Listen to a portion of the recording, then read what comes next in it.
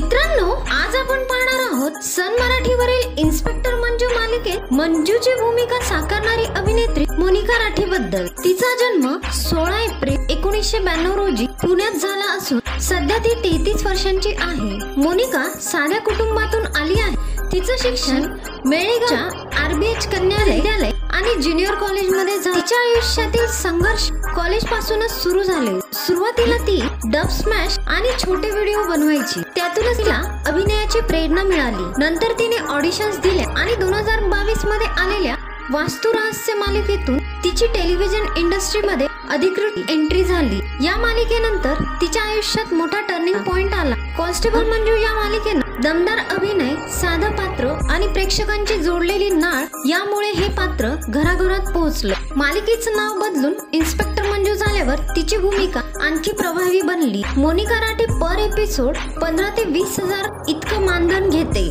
मोनिका आपल्या आई वसुंधरा राठी आणि भाऊ योगेश राठी सोबत खूप जवळची आहे।